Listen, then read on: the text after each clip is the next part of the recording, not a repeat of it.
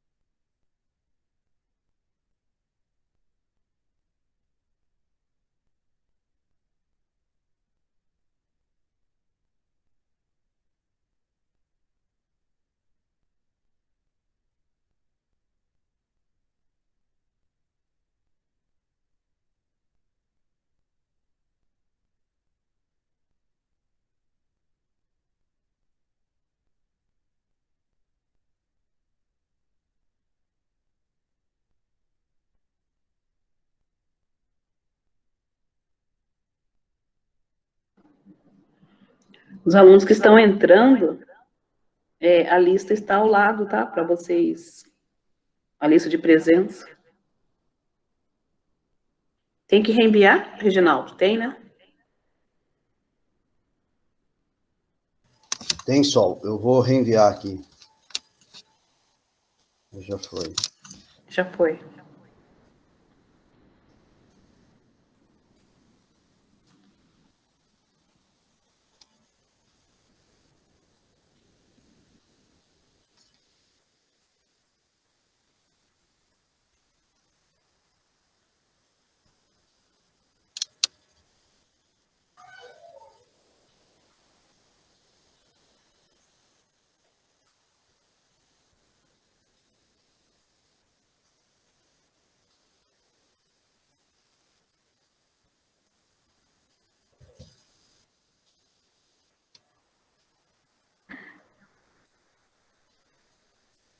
Oi, Sol.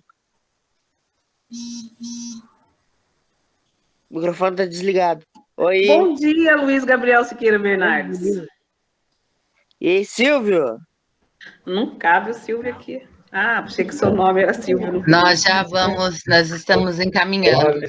A gente já postou, agora vamos esperar um pouquinho e a gente já posta de novo a lista de presença, tá bom? Ok. Bom dia para os demais alunos também. É que o Luiz já chegou chegando, né, Luiz? Bom dia. Bom dia. Você viu, Olha Tainá? o professor Reginaldo aí, ó. Bom dia, Luiz. Bom dia. Opa. Aqui. Chegou mais um aí. Professor Nair. Opa. Bom dia. Vem, filhão. Oi, professora. Oi, professor. Bom dia a todos. Bom dia. Olha o meu tutor aí, Oi, gente. Adriano. Isso. Quero dar os parabéns aqui para o Luiz Gabriel. Fez todas as atividades da semana passada. Parabéns, Luiz Gabriel. O tutor dele, olha só. Bom dia. Bom dia. Bom dia, Vini. Bom dia.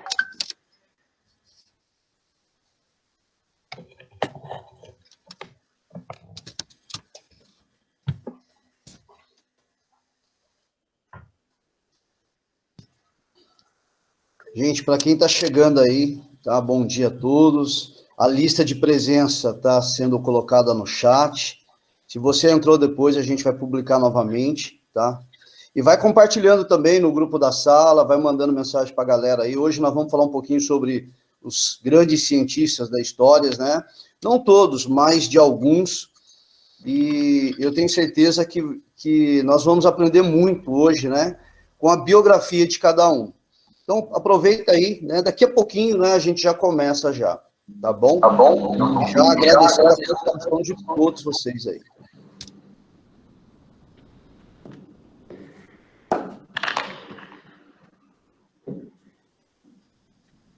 Eu acho que já podemos, né? O que vocês acham? Acho que sim.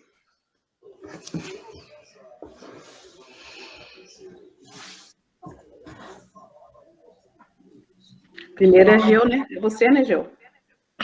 Primeiro é o Luizão. Ah, Luizão. Bom dia, gente. Tudo bem com vocês? Oi, não vi que você tava aí, cara. Pois é, eu fiquei com a câmera fechada esperando. Você não falou comigo, eu não quis abrir a câmera. Eu não vi você, cara. Não tem problema, agora já era. Já era. Não é mais meu filho. Precisando marcar um encontro todo mundo da Marcelena. É isso aí. Todo Eu vou botar ele, Luizão. Bora Pois é. vocês aí. Não vai cortar mais nada. Nós vamos começar já? Valendo? Acho que podemos, valendo. Opa. Não, antes do valendo, fazer a introdução igual o Reginaldo aí, né? Então, pessoal, hoje eu vou estar começando a nossa aula. A intenção é mostrar para vocês alguns grandes pesquisadores, né? Como o professor Reginaldo já disse, são muitos. O carro do ovo está passando aqui na frente de casa, então vocês podem estar ouvindo. São muitos, e cada professor vai falar rapidinho de cada um, tá? Só para mostrar para vocês a grandiosidade, né, de certas pessoas e que vocês podem chegar lá também, tá bom? Deixa eu começar a compartilhar o meu aqui. A tela inteira. Compartilhar. Vocês estão vendo? Sim. Sim. Vou lascar meu cronômetro aqui, porque eu vou ser rapidinho. Pessoal, Gregor Mendel, alguém já ouviu falar? Sabe quem é? Eu sou fã desse cara. Alguém já ouviu falar dele? Já. Eu coloquei uma figura aqui do lado, já pensando nele. Ah, DNA. O que tem a ver o Gregor Mendel com DNA? Ele fez experiência com as ervilhas. DNA das ervilhas. Muito bem. Nossa, Luiz, você lembrou disso? Caraca. Muito bem, Luiz Gabriel. É isso aí. Vamos lá, então. Falar um pouquinho desse cara aqui. Eu sou fã dele. Esse é Mendel, tá? A gente vai chamar ele de Mendel. Esse é Mendel. Ele foi um biólogo, né? Muito importante. Na época, a biologia tem vários ramos e ele trabalhou com a botânica no início. E o que é legal, ele era um monge. O que eu pensava? Que Mendel ele não tinha o que fazer. Ele era um monge, ficava lá no mosteiro, não tinha o que fazer. Pensou, vou ficar mexendo com essas plantas aqui. E ele hoje é considerado o pai da genética, porque ele estava mexendo com esses vegetais. Mas a história também não foi muito assim, tá? Mendel, ele nasceu em 1822. Eu coloquei aqui do lado há quase 200 anos atrás. O que eu acho legal? Os outros professores, conforme forem falando, também vão mostrar isso. A pesquisa ela é muito antiga, né? No nosso calendário cristão, ele é antes de Cristo, já existia pesquisas, né? E um pesquisador ele tem que ser o quê? Curioso. E foi o que Mendel fez. Imaginem alguém fazer uma pesquisa e hoje ser base para tudo que a gente pensa em genética, primeiro a gente tem que pensar em Mendel. Só que ele começou a pensar nisso há 200 anos atrás. Será que tinha a mesma tecnologia que nós temos hoje? Né? Fica aí a pergunta. Ele nasceu em 1822, né? Ele não tinha grana. Como ele não tinha grana, o que aconteceu? A família mandou ele para o mosteiro, né? Virar um monge, porque lá, pelo menos, ele tinha uma comida, tinha como sobreviver, na verdade, né? E ele foi para esse mosteiro aqui de Santo Agostinho. Isso, outra coisa legal. Há 200 anos atrás, ciências e religião, né? Não quero entrar nesse mérito aqui, mas elas também se chocavam muito. Hoje não mais, mas se chocava muito. Lá, né, Mendel fez o quê? Ele ficou responsável pelo jardim. E, às vezes, né, o pensamento dele foi longe. Eu coloquei aqui, mostrando mais ou menos o experimento dele. Já falei 3 minutos, tá vendo? Aos 29 anos, ele foi para a universidade. Ele foi, aos 22, ele foi para o mosteiro, né? E aos 29 anos ele entrou na universidade. E aí sim ele se formou como biólogo, né? Na época era ciências em geral, então ele tinha biologia, matemática e química. O que Mendel, né, estudou? Ele começou a fazer o quê? Ele começou a cruzar ervilhas, que é um vegetal, começou a cruzar esses vegetais e verificar o que acontecia com os seus descendentes, né? Então, aqui do ladinho, não sei se vocês estão conseguindo enxergar, ele viu 7 características dessas ervilhas, mas aí ele cruzou, uma das características era a ervilha de grão amarelo e a de grão verde. Quando ele fez esse cruzamento, né, com pólen, ele percebeu que nasceram só ervilhas amarelas. Poxa, mas o pai aqui, um deles era verde, por que não nasceu verde?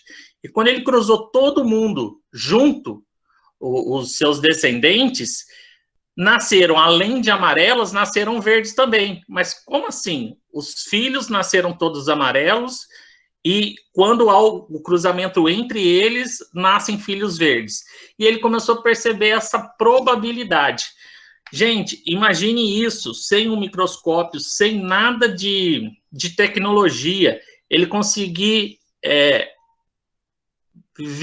visualizar toda essa genética que a gente tem hoje a partir só do cruzamento dessas ervilhas. Ele escolheu a ervilha por vários fatores, porque ela crescia rápido, dava para ter autofecundação e assim por diante. Tá bom? Hoje ele é conhecido realmente como o pai da genética.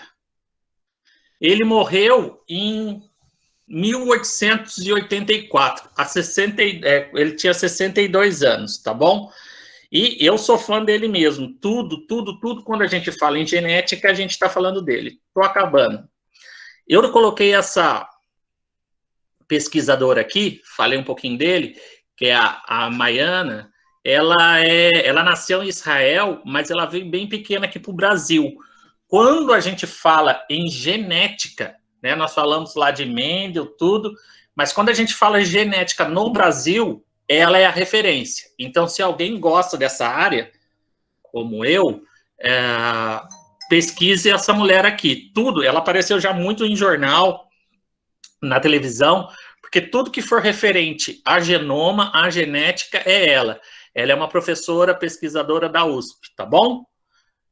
Rapidinho, 6 minutos e meio. Muito obrigado. E assim foi. Bom dia a todos. Dando sequência aí, né? Eu sou a próxima, certo, pessoal? Só esperar o Luiz terminar de compartilhar. Obrigada, Luiz. Eu vou falar, os alunos que tiveram aula comigo, no primeiro ano, são os alunos do terceiro, vão lembrar, eu vou falar de Gauss. Eu falo que eu tenho 2 amores na matemática. O primeiro é Thales, que é um pouquinho mais velho, depois é o Gauss.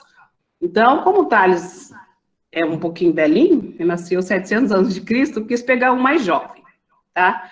Então, o que eu vou apresentar para vocês? Tá compartilhando, né, meninas? Sim. Deixa eu ir para o começo. Eu vou falar para vocês, vou olhar o horário também para não perder, 11h10. Eu vou falar para vocês sobre o Gauss. É John Gauss, Frederick Gauss, tá? Ele foi conhecido, ele foi intitulado, né, depois de vários estudos dele, como príncipe da matemática. Gauss nasceu no dia 30 de abril de 1777, uma família humilde, lá na Alemanha, na cidade de Brunswick. Era um menino prodígio, com habilidades impressionantes, tanto em aritmética como aprendizagem de línguas. Ele nem precisou ir para a escola para ser alfabetizado, tá? Conta a história, que é a primeira história interessante dele. Como eu disse, ele era de família humilde, o pai era pedreiro, e ele tinha alguns funcionários. Aí, um dia, o pai fazendo uns cálculos lá para pagamento, com 3 anos, o Gauss viu que o pai dele tinha feito um cálculo errado. Aí ele questionou com o pai foi ver, realmente ele estava certo. Vocês verem como a genialidade dele. Com 3 anos já estava fazendo continha. Aí tem um filme. Vamos ver se vai dar certo?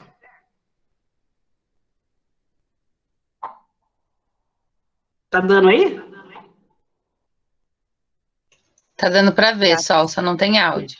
Então vamos lá, Giovana, você põe para mim, por favor? A gente imaginou que ia acontecer isso. Apesar que eu tenho ele aqui, Giovana, não precisa não. Pronto, tá na mão. Já tá passando? Já. Tá sem áudio. Sem áudio também? Sim. Então eu vou explicando, tá? Não tem Eu problema. vou. Sol, quer que eu compartilhe? É porque o que eu tô compartilhando é o mesmo que eu mandei para você, se tá sem áudio. Mas É não que eu tem subi problema. pro YouTube. Eu subi no YouTube, aí tem som. Então vai o seu, então, Giovana, por favor. Vou parar de compartilhar. Vai demorar mais um pouquinho isso daí, né? Tinha que ser só para de Gauss. Ah, Zé, o que ele inventou? Você lembra, Gabriel? Nossa, eu não lembro disso aí não, cara. Vamos lá. O som é baixo mesmo, tá? 1 más 2 más 3 más 4 más 5 más 6 más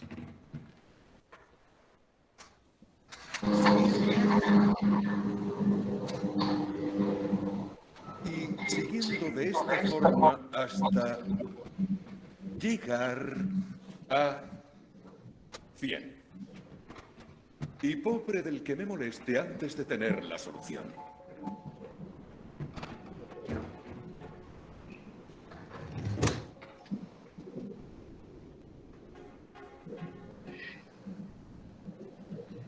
Observe onde eles escreviam, gente. Olha.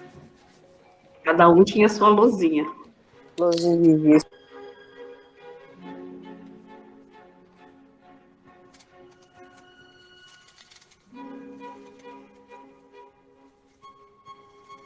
Todo mundo fazendo conta. O loirinho é o Gauss.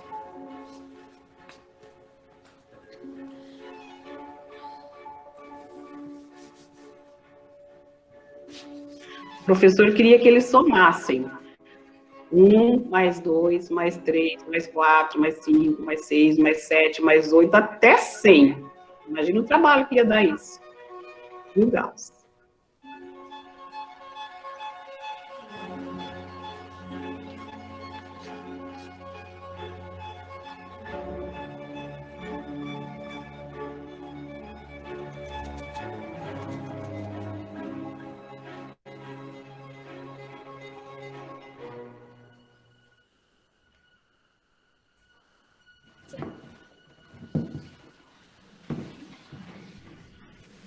Gauss, ¿te rindes?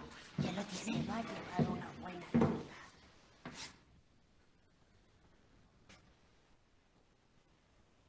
¿De dónde has sacado esto? Bueno, nos ha pedido que sumáramos todos los números del 1 al 100.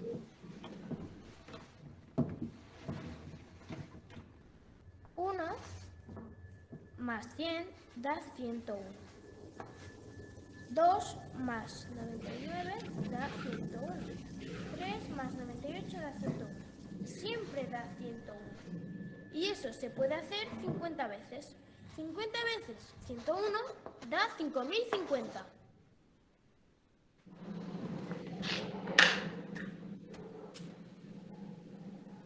Gauss al rincón. En silencio y te quedas hasta el final. Pero si yo solo... ¿Me contestas?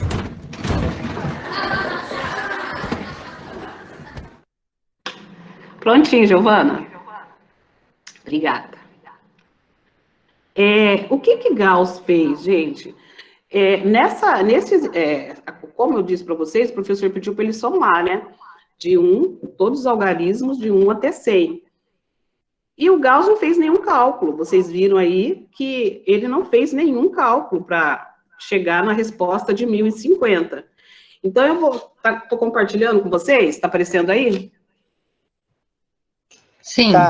Tá. Então, o que ele fez? O professor pediu para ele somar todos os algarismos. Aí o Gauss pegou e observou que se ele somasse o primeiro ao último, dava 101, ou seja, 1 com mais 100, 101. 2 com mais 99, 101. 3 com 98, 101. Então, ele foi juntando aos pares. Se de 1 a 100 tem 100 algarismos, né? Então, se ele juntou aos pares, ele fez 50 vezes, ficou 50 pares desses aqui que são coloridos, ele fez 50 vezes 101, porque ele viu que todos os pares, se ele somasse, dava 101. E aí, ele chegou ao valor de 1050. Então, o que o Thales não, desculpa, né? O Thales está com ciúmes.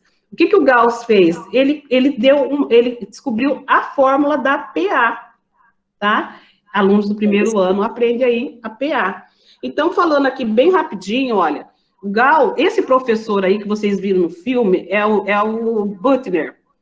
Ele viu já o potencial do Gauss, ele tinha, nessa época aí, tinha de 7 a 8 anos.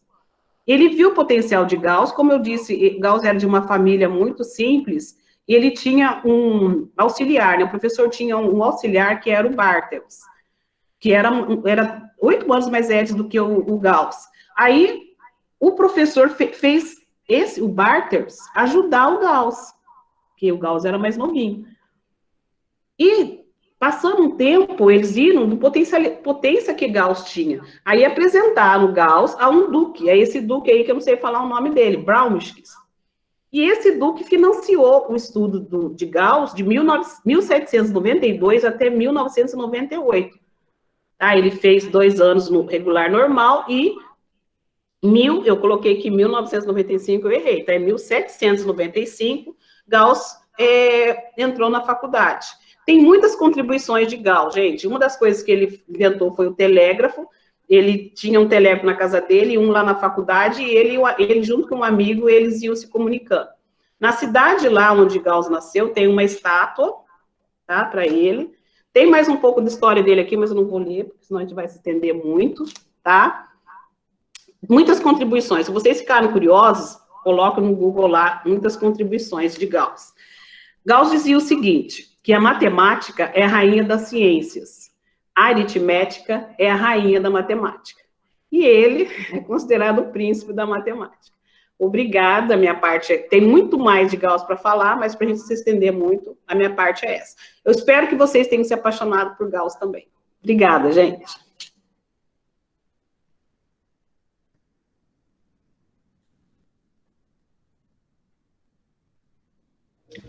Próximo. Bom dia, meus queridos. Obrigada, alunos, Tainá. Tudo bem? Obrigado, Sol. Obrigado a todos os professores. Obrigado a oportunidade de estar falando com vocês, meus queridos.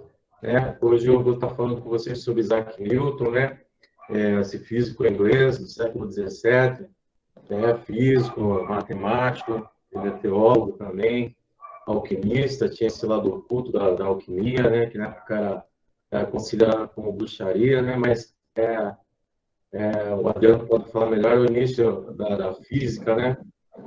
O início da química, né?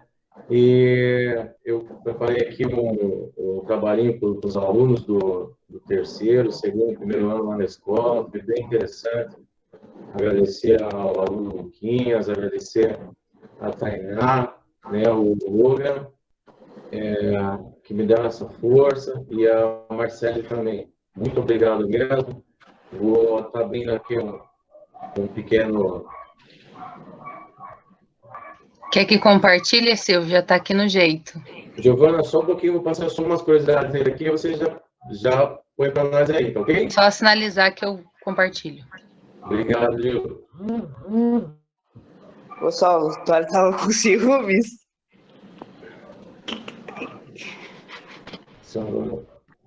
Ai, Jesus. Caramba, minha internet está instável. Abriu, pessoal? Abriu? Tá abrindo. Agora foi, Silvio. Essa foto aqui é do Isaac Newton, né? Esse bonitão aqui das bochechas rosadas, né? Cabelo grisalho. Essa aqui já era quando ele já passava de uma idade a mais, né? Ele nasceu em 1643, né? Antes de tudo, eu coloquei curiosidades assim sobre a pessoa mesmo dele, mesmo não sobre a parte das suas descobertas, né? E suas colaborações. Eu falei mais sobre uma parte assim de ser humano mesmo, para os alunos mesmo, para entender um pouquinho da sua história. Isaac Newton era pobre e órfão, né? Ele, aos 13 anos de idade, seu pai morreu, seu pai era um camponês, dono de algumas posses, né? E quando seu pai morreu, sua mãe passou muita dificuldade, né? E a sua mãe casou novamente, né? E quando ela casou novamente, ele foi mandado embora para os avós, né? Então, ele não nasceu no berço de ouro, não foi uma pessoa rica, uma pessoa de posse, mas também não chegou a ser miserável, né? Isaac Newton é um jovem rebelde e preguiçoso, né? Pelo fato da mãe ter deixado ele para trás com a voz, ele era muito rebelde, né? Ele tinha muita ira e uma vez prometeu tacar fogo no casal, né? Na mãe e no seu padrasto, né? Devido à situação de ter deixado ele para trás, né? Essa frase é célebre dele aqui: o que sabemos é uma gota, o que ignoramos é um oceano. É uma frase célebre do Isaac Newton, né? Isaac Newton é um lavrador com uma ficha na polícia, né? Devido a ele já ter começado os seus estudos, ele se apaixonou pela área de exatas, né? Por uma vez ele ter se envolvido em uma briga, uma confusão, ele acabou apanhando, né? Ele prometeu que ele ia ser o melhor aluno da escola, que ele ia estudar mais que todos, né? E essa coisa que não foi sorte, foi o benção, foi o hábito de estudar o máximo possível, que tornou um gênio. Então, ele não nasceu um gênio, foi através dos estudos que ele se tornou esse célebre cientista inglês, né? Já que Newton é um jogador com ficha na polícia, devido a ele ser muito estudioso, ele ficava meio que nas nuvens, assim, né? Então, a mãe dele, quando o seu padrasto faleceu, veio a falecer, a mãe dele voltou para a lavoura e chamou ela para trabalhar junto, né? Ele acabou deixando as cabras fugirem, né? E elas acabaram invadindo o território vizinho e ele foi multado e foi com ficha na polícia, né? E essa parte aqui interessante é que não foi uma maçã, foi trabalho mesmo, né? Muitas pessoas acham que a teoria da gravidade universal, né, foi criada com a maçã na cabeça. Isso é apenas uma história, não foi muito trabalho. Ele ficou 2 anos, quando teve a peste bubônica, ele ficou trancado, né, na sua casa, e houve muita pesquisa, muitas situações que ele ficou procurando descobrir, né, como funciona a gravidade dos planetas e dos materiais, né? Então, essa frase aqui é: possui muros de mais e pontes de menos. Ele era muito distraído, né, seguindo as histórias que contam dele, né, devido a sempre estar pensando nas suas teorias, né, e não chegava nem a comer, a se alimentar e tomar água, né. Por isso que ele morreu, uma das situações que fala sobre a morte devido a isso daí, né? Devido a não tomar água, né? E Isaac Newton quase ficou cego durante seus experimentos, né? Naquela acreditava-se que as cores eram efeitos da pressão no nervo óptico, né? O que ele foi comprovar com a luz, né? Como comportamento efeito eletromagnético. Ele precisava comprovar isso, então ele começou a enfiar palitos no seu olho para comprovar que a cor não era gerada por pressão no nervo óptico. Então, essas são umas curiosidades assim, sobre Isaac Newton, né, sobre a pessoa dele, né, que ele não nasceu um gênio, né? Ele acredita-se que foi uma briga, uma situação de briga, de confusão, que ele apanhou, foi humilhado na escola, que daí ele começou a estudar e prometeu ser o melhor aluno da escola que ele estudava, né?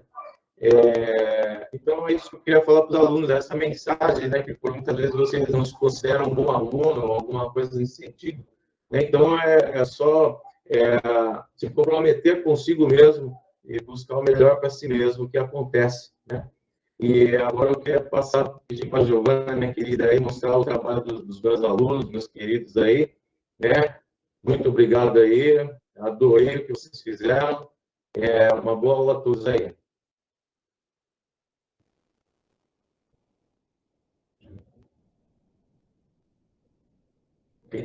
Eu vou parar de compartilhar aqui, João.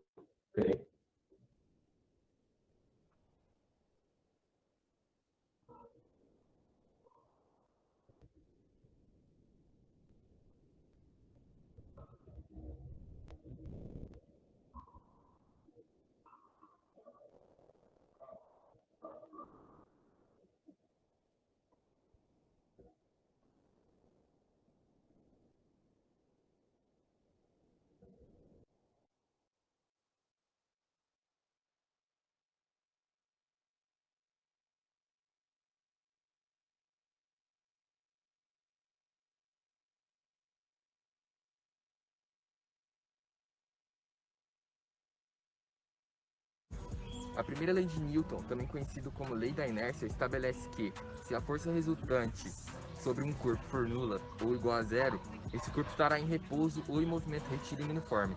Um exemplo é, quando estamos dentro de um ônibus e o mesmo freia bruscamente, somos arremessados para frente em linha reta. A segunda lei de Newton, também conhecida como um princípio fundamental da dinâmica, afirma que a força resultante que atua sobre o corpo é igual ao produto de sua massa pela aceleração. Então, se pegarmos um motor de carro e colocarmos uma mobilete, a aceleração dela vai ser muito exagerada. Mas se colocarmos o mesmo no motor de um ônibus, ele não vai sair do lugar, porque a massa é muito superior à força. A terceira lei de Newton, também conhecida como lei da ação e reação, afirma que para toda força de ação que é aplicada em um corpo, existe uma reação. Essa força de reação tem a mesma intensidade da força de ação e atua na mesma direção. Um exemplo é, quando andamos, empurramos o chão para trás e o chão nos empurra para frente. Isso acontece em virtude da existência de uma força de atrito entre a superfície dos nossos pés e o chão. Projeto do professor Silvio, Escola Marcelena Barbosa Lima. Música sobre Isaac Newton. Meu nome é Marcele. Meu nome é Lucas.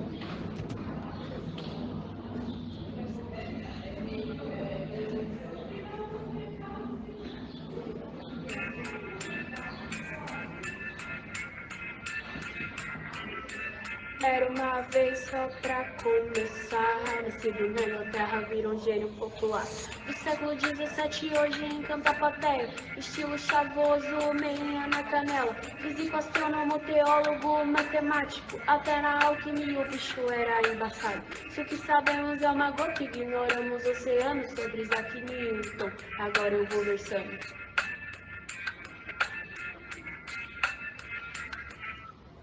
De geração em geração, ação gera reação, Marcelena faz bater forte o coração. De geração em geração, ação gera reação, Marcelena faz bater forte o coração. Ei, ei.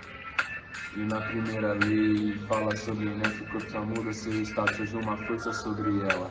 E na segunda lei, preste atenção, força resultante igual a massa de aceleração. E na terceira lei, se própria relação, sempre existe uma aposta reação. Sempre existe uma aposta reação.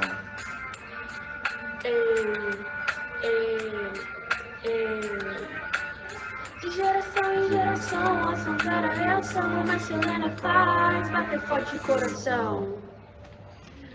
E nós vamos ficando por aqui, mas antes temos que falar. Muito obrigada a quem nos ensinou a lutar, a vocês professores que quiseram acreditar. Se chegamos até aqui, foi graças a vocês. Então, muito obrigada mais uma vez.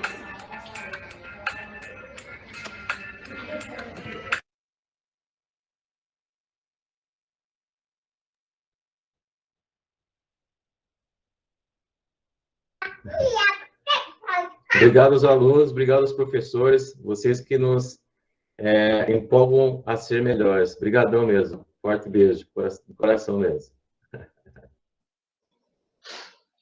Agora eu sou a próxima, né? Sim? Bom dia, meu povo. Obrigada pela presença. Só um minutinho, eu vou compartilhar.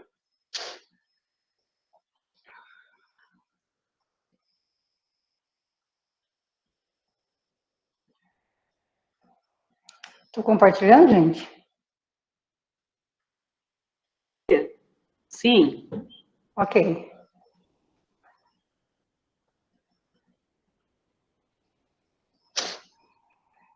Tem uma maneira de eu deixar a tela inteira, eu não lembro. Essa, aí você passou aqui? Por aí mesmo,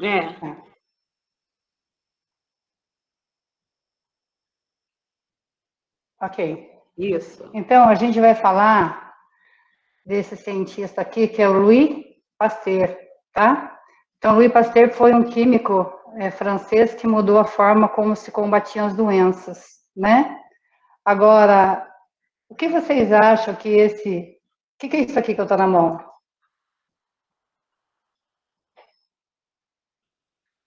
Leite. Leite. O que será que tem a ver esse litro de leite que eu estou aqui na mão com esse cientista? O que será, hein? Qual é a relação? Professora, eu acho que, tipo, Louis Pasteur, aí tem o leite pasteurizado, seria isso? Isso, Tiago. Obrigada. Então, o Louis Pasteur, ele foi um cientista que o objetivo dele era combater, né, a missão dele de combater infecções, e uma das descobertas que ele fez foi o processo de pasteurização, tá? Então, só para vocês relacionar a pesquisa dele. Teve outras também. O compromisso dele, cara de bravo, né? Sem dúvida, era com a sociedade. Ele tinha uma preocupação muito grande, né, com a cura e a prevenção das doenças da época, né? E tinha, assim, um problema na época das cirurgias, tinha cirurgias, e muitas pessoas que eram submetidas às cirurgias, elas morriam, eles não sabiam o porquê, né? Mas ele descobriu que as pessoas morriam porque os instrumentos estavam contaminados, né? Ele era químico, mas depois ele partiu também para a microbiologia. Então, Louis Pasteur, entre outros trabalhos, estudou a fermentação do vinho, da cerveja, descobriu o processo de pasteurização do leite e criou a vacina contra a hidrofobia ou a raiva. Então, 1822 a 1895, né, é o que o Luiz falou, né? Esses nossos cientistas, eles são antigos, mas as descobertas dele prevalecem até agora, né?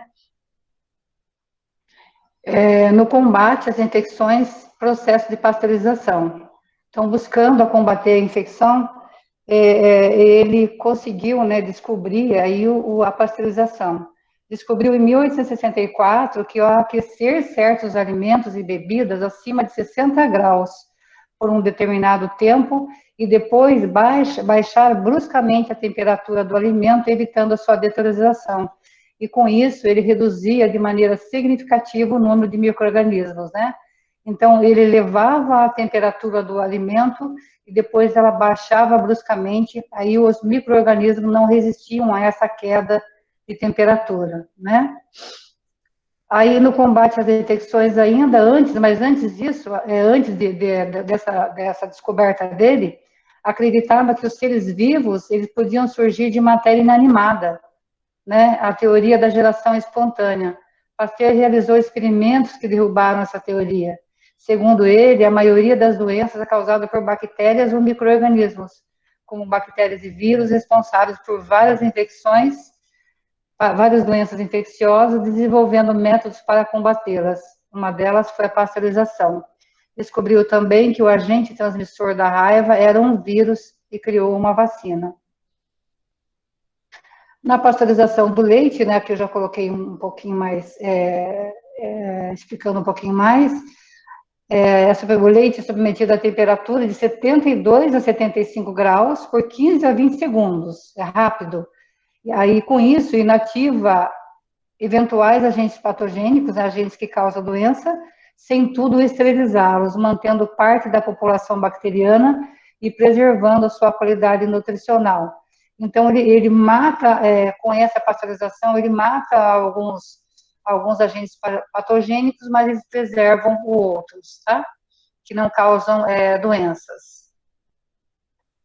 Aqui, cuidados com a ingestão, eu coloquei para vocês aqui para a gente enfatizar um pouquinho, né, o cuidado que a gente precisa ter com a ingestão do leite cru ou não pasteurizado. No Brasil, a venda do leite cru é proibido em todo o território nacional pelo decreto 923 de 1969. O consumo de leite e seus derivados devem ser incentivados, pois são alimentos ricos em nutrientes que compõem a dieta da população. Contudo, deve ser observado se os alimentos adquiridos possuem o selo de inspeção municipal, estadual ou federal que asseguram ter o controle sanitário. É esse selo que eu coloquei do lado, né? E aqui no litro de leite que eu já tem o carimbo aqui do CIF, tá bom? Garantindo que esse leite aqui está dentro do padrão que é estabelecido.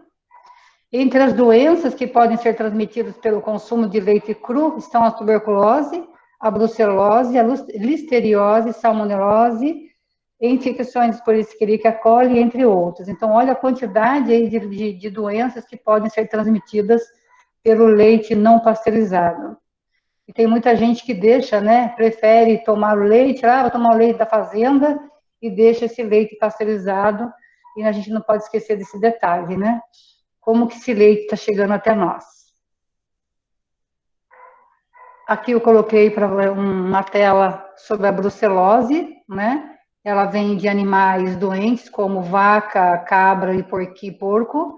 Eles têm contato com o trabalhador,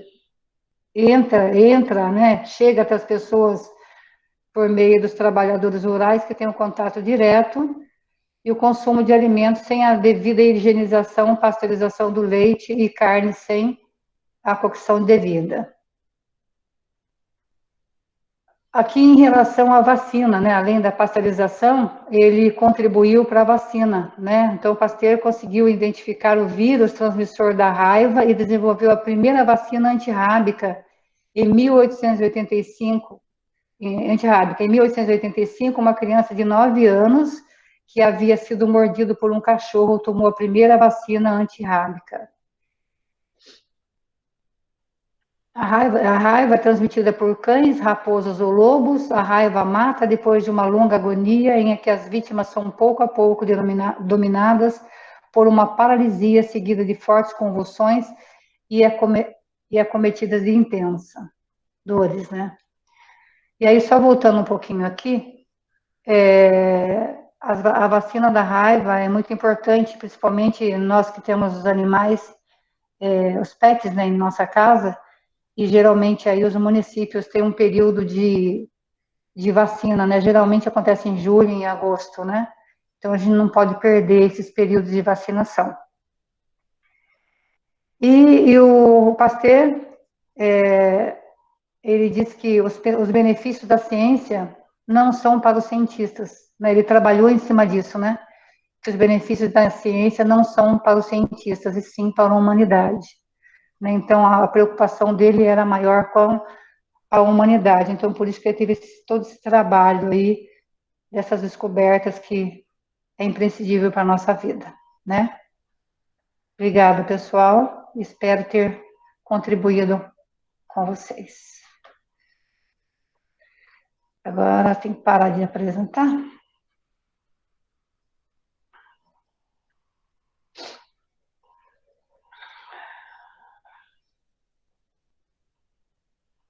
Bom dia a todos. Agora eu vou falar um pouquinho sobre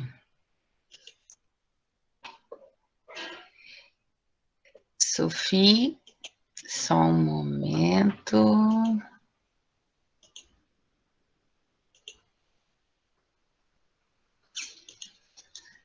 Compartilhar com vocês. Não está aberto aqui, porque não está abrindo. Agora foi.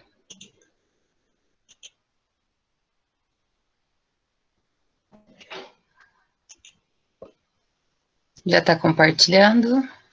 Aí, vou ampliar um pouquinho a tela.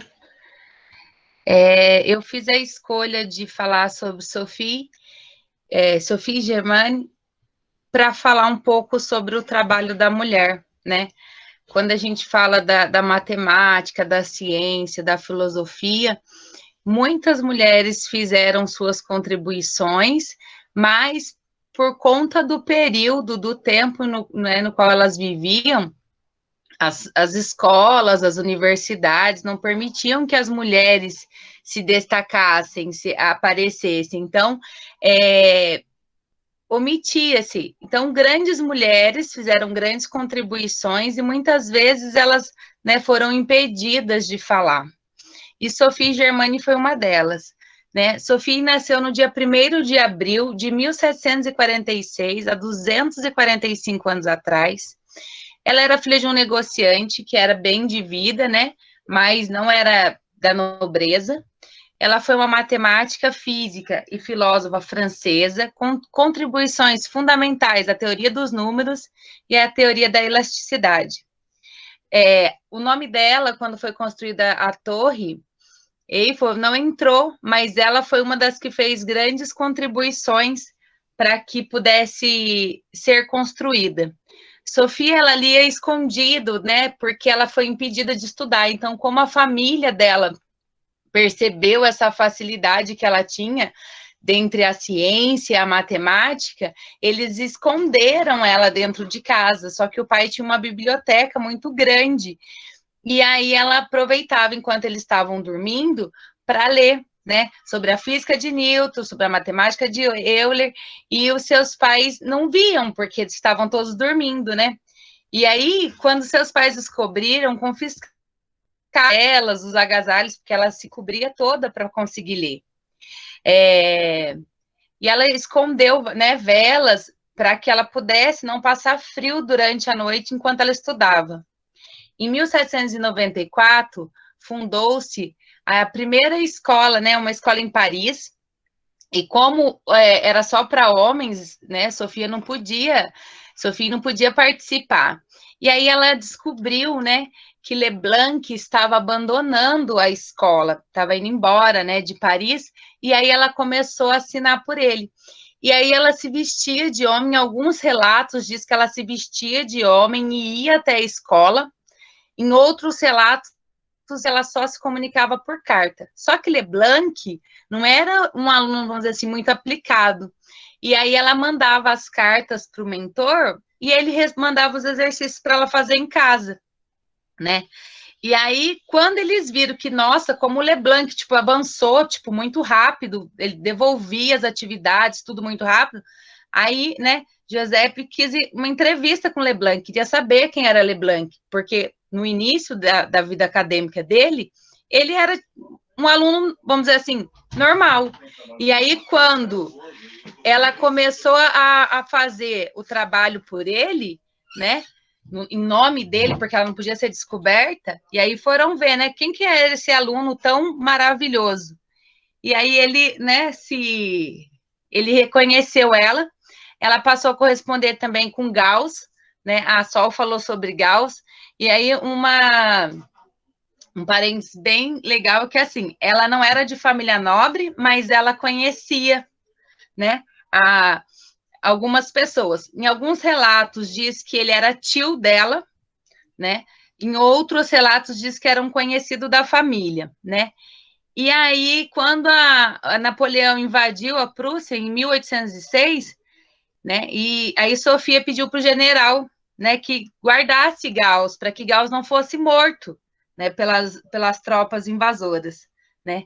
E aí, quando Gauss saiu, ele ficou surpreso e queria saber quem era essa pessoa que salvou a vida dele, porque ele correspondia com Leblanc, mas não sabia, né, achava que era um homem, mas não sabia que era Sophie.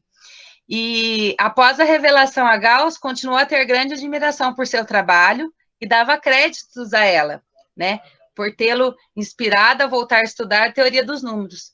Então, assim, a gente, quando fala, né, dessa ajuda, às vezes a gente sente dúvida, né, fala, o nome dela não foi reconhecido, mas ela apareceu ali, né, ajudando Gauss, fazendo com que ele voltasse a estudar a teoria dos números. A obra de Sophie foi composta por 3 diferentes campos: a teoria dos números, a elasticidade, incluindo a curvatura das superfícies e filosofia. Com certeza, seus trabalhos foram bem significativos para uma mulher matemática que veio antes de Sofia Kowalewska. Quando fala de Sofia, quando a gente procura na internet, Sophie Germain e Sofia Kowalewska parecem fotos, e aí, às vezes, confunde, né? Em alguns relatos, aparece a foto de Sofia no lugar da foto de Sophie. Então, a gente, assim, na minha pesquisa, eu fui vendo faziam essa relação entre elas, contribuindo para o avanço da ciência na sua época. Seus primeiros trabalhos estão relacionados ao último teorema de Fermat, que fala sobre a sequência dos números primos. Então, ela provou que há 190 números primos entre 1 e 104.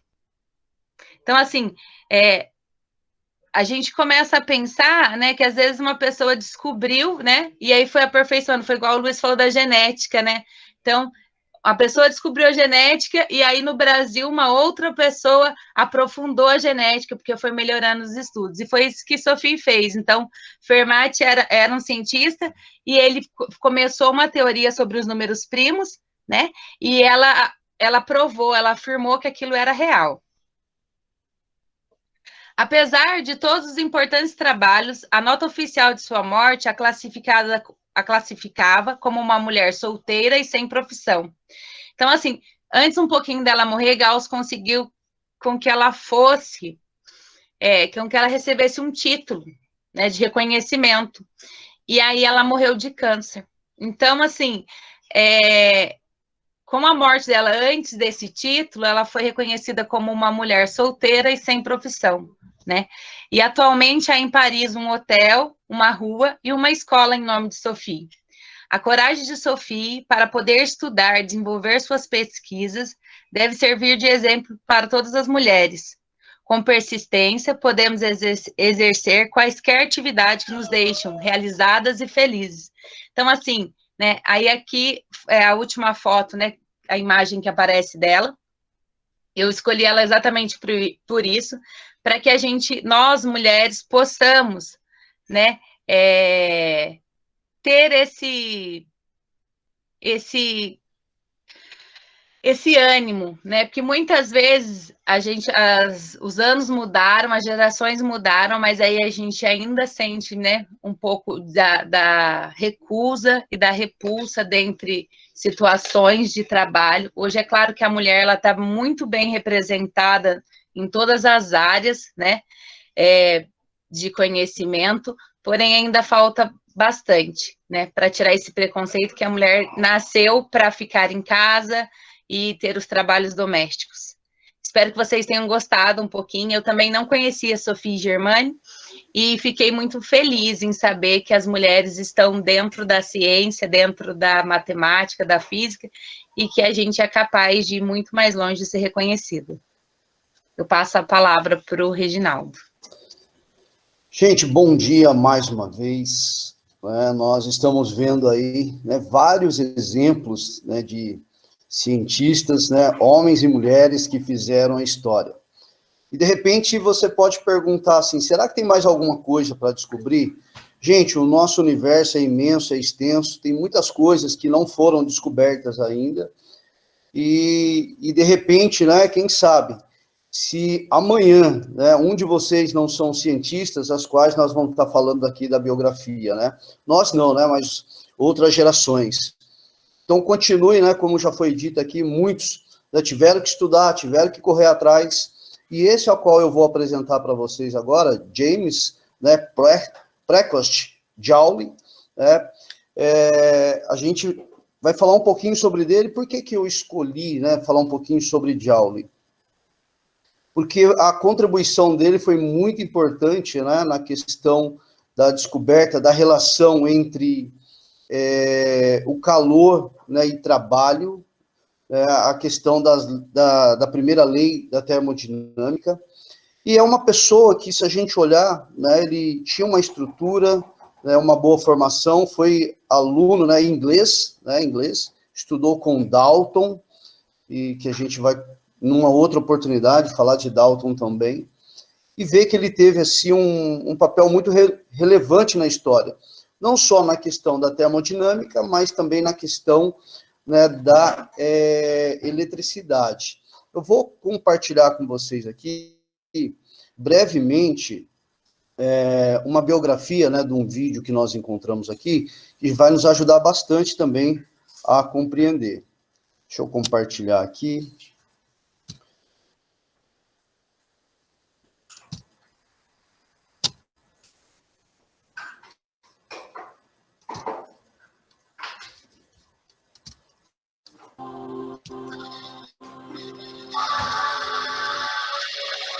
Gente, está compartilhando aí? Vocês me dão um feedback. Está compartilhando sim, professor. Sim, está saindo áudio legalzinho.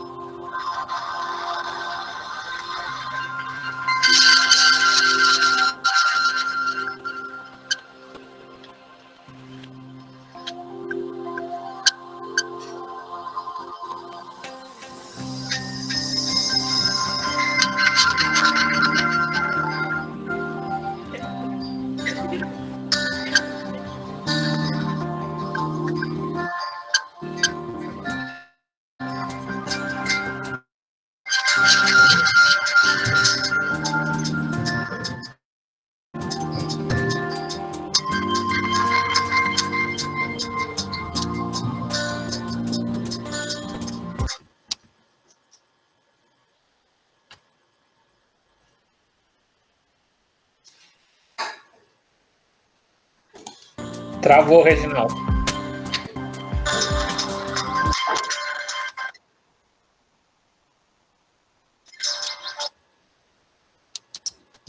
Espera aí.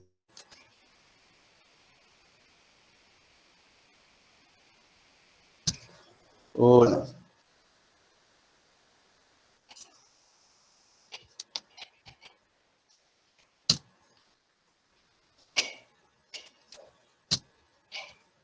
Ô, Giovana, você me socorre aí? Sim.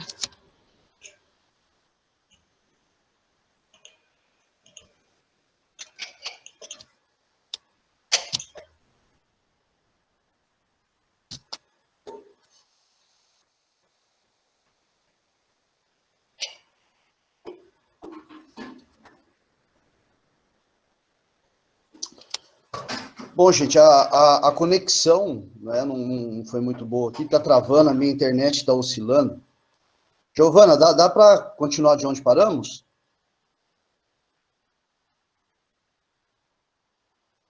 Isso, faz favor.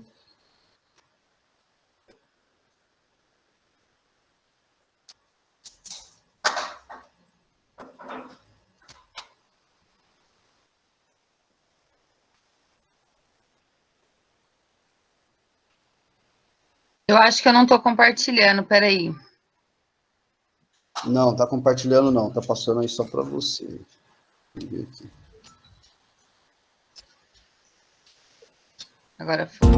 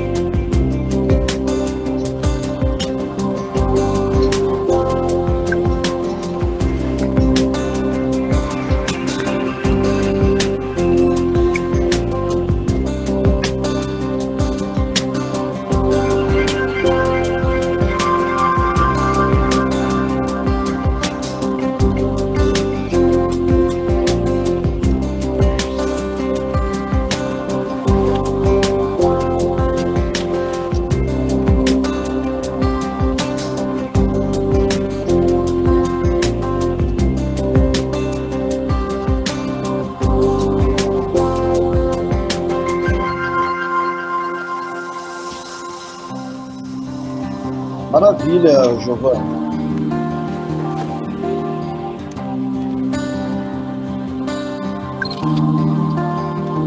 Pode encerrar. Gente, só para finalizar, quando vocês observaram aí vários, né, materiais, né, produtos que nós conhecemos hoje, o ferro de passar, o secador, tudo isso, né, teve início lá atrás, com a questão do estudo, né, que iniciou por ele, por Joule, que foi também, né, o estudo de uma corrente elétrica passando por um condutor, onde a energia elétrica se transforma em energia térmica. E por isso, né, que hoje, quando a gente vai estudar na física a parte de eletricidade, e também, né, na questão de calor, nós falamos de Joule, né, nós temos a unidade de medida Joule, que foi homenagem ao James, né, James Precost Joule. Mas sobre isso nós temos aí muitos assuntos ainda, mas o nosso tempo, infelizmente, não dá mais. Mas depois pesquise um pouco mais, né, conheçam também outros cientistas, para que a gente possa desenvolver um pouquinho mais. Então, hoje é um pouquinho sobre Joule. Muito obrigado a todos. E professor Adriano está com a palavra. Bom dia a todos. Para quem não me conhece, né, o primeiro ano, sou o professor Adriano de Química da escola, e vou falar de uma grande, talvez a pioneira, né, uma das cientistas mulher mais importantes da história. Até hoje, as suas descobertas é importante para o mundo. Vou começar então a apresentação sobre Marie Curie, né? Não falei o nome dela.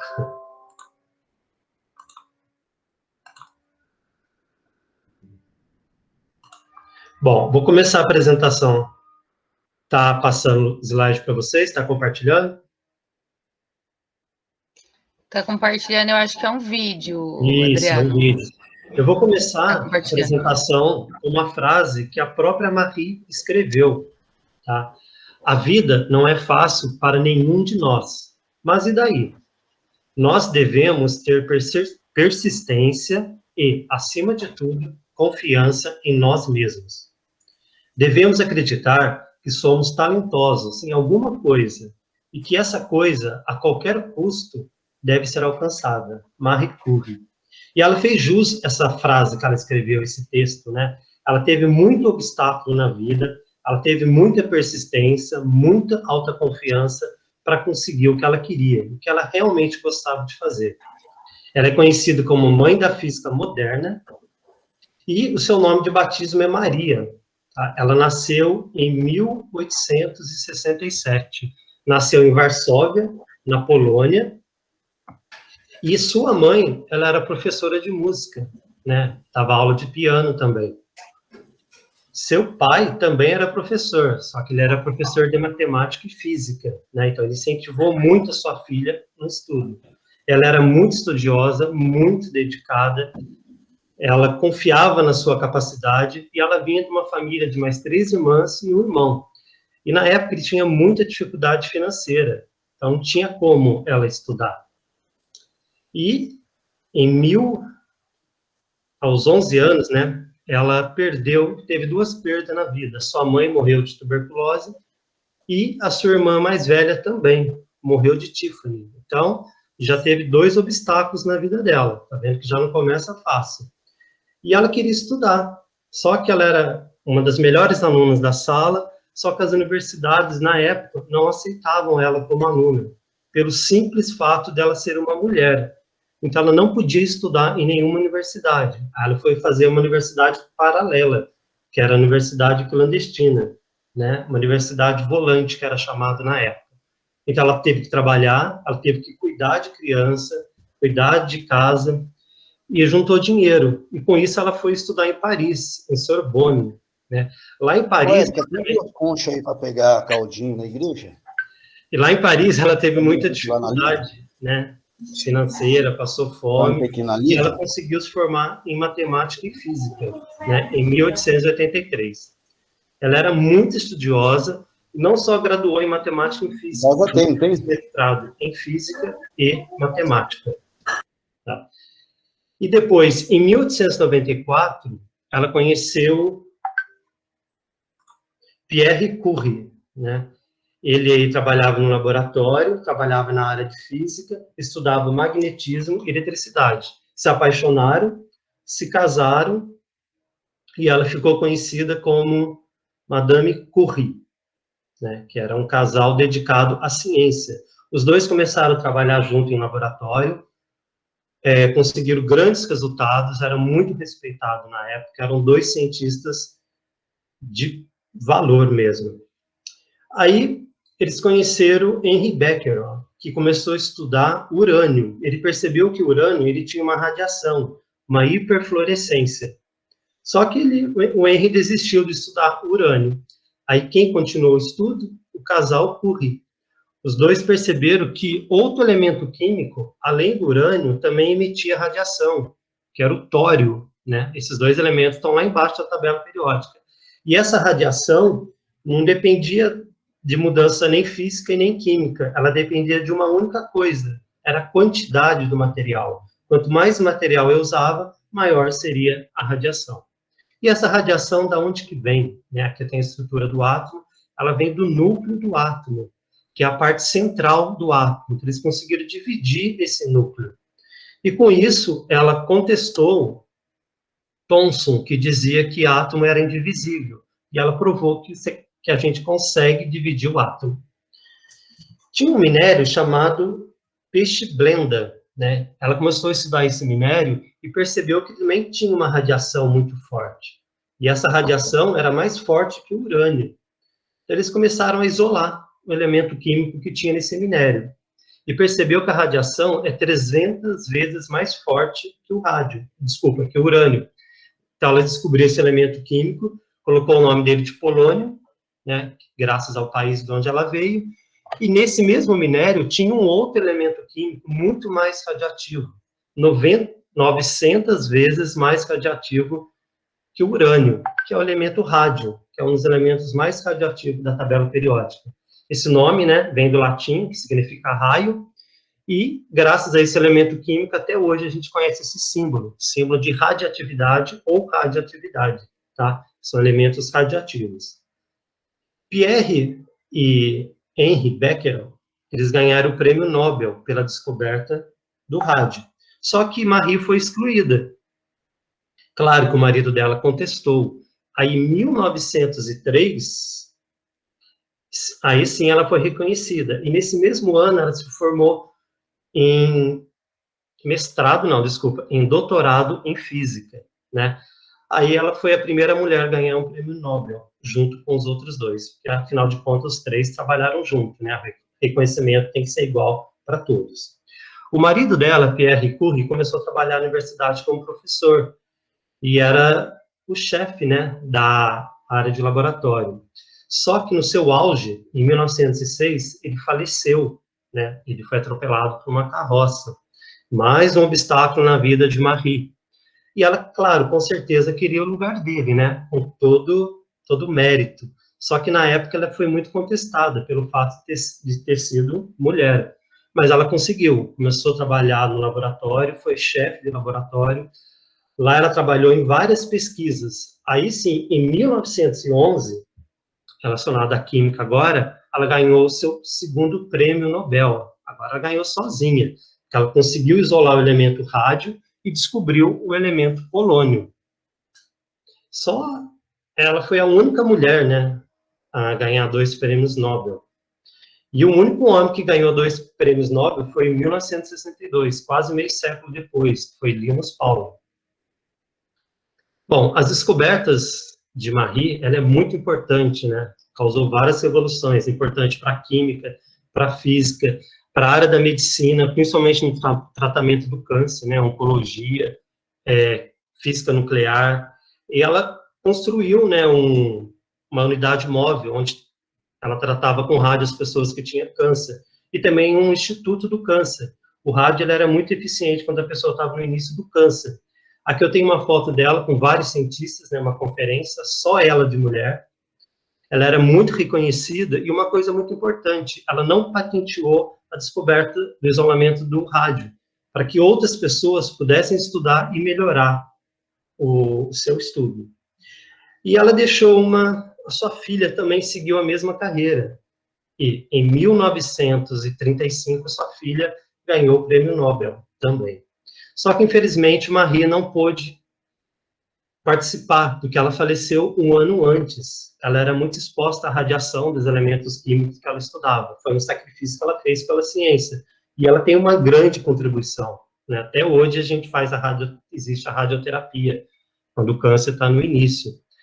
Aí ela foi enterrada na França, e eu vou finalizar com a frase dela, umas palavras que eu acho muito importantes na nossa vida. A gente ter persistência, confiança em nós mesmos e descobrir qual é o nosso talento e lutar por ele e ser feliz com isso. Bom, encerro minha participação aqui. Deixa eu fechar. Oi, gente. E obrigado a todos. Foi linda a aula de vocês, viu? Eu fiquei aqui nos bastidores porque eu estava em 2 reuniões ao mesmo tempo. A gente é polivalente, né, em época de pandemia. E foi lindo, foi muito lindo. E só para a gente fechar, amanhã eu vou compartilhar aqui um convite para os alunos para a nossa sessão cinema amanhã, onde, se o Adriano quiser falar um pouquinho, vai ser o filme da Marie. Isso, aí vai mostrar tudo que eu falei da vida dela. Isso, né? Amanhã às 14 muito sacrifício, muita dedicação, muito estudo, ela conseguiu seus objetivos, né? E abriu caminho para a mulherada na ciência.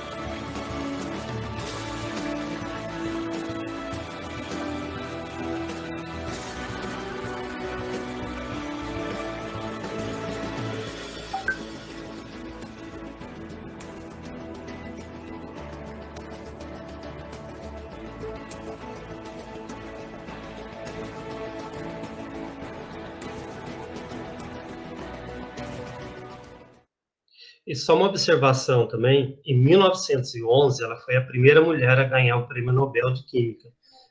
né, com o objetivo de melhorar a saúde da pessoa no tratamento do câncer. E o ano passado também foram 2 mulheres que ganharam o Prêmio Nobel de Química, com a mesma finalidade, melhorar o tratamento do câncer.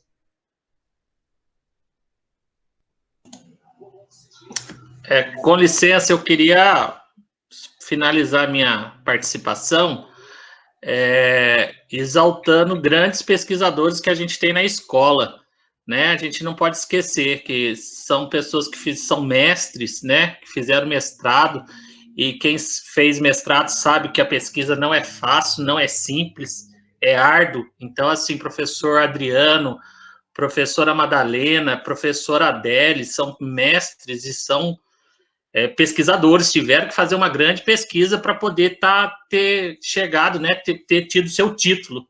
E né? você Então, também. Pois ter o mestrado, só quem fez que sabe dizer a dor que é chegar lá, né? Chegar no final, apresentar, defender o seu trabalho. Então, assim, a gente tem que exaltar quem trabalhou e esses grandes pesquisadores que a gente tem na escola. Parabéns aí.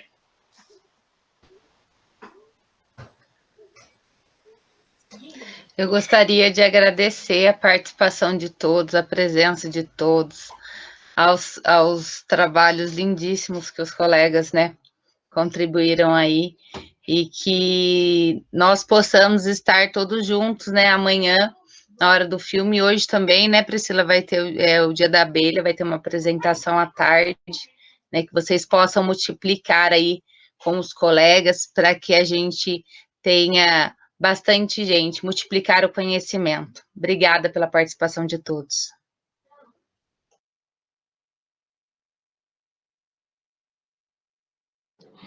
Agradecer também, né, os colegas, é claro, a gente se ajudou muito nesse trabalho, fiquei muito feliz com o resultado final. E os alunos, né, que estão aí, os moicanos aí, os últimos que estão com a gente, muito obrigada, viu? Os que estão interagindo, muito obrigada mesmo. Obrigada, pessoal, pela participação, pela contribuição. Valeu, obrigada.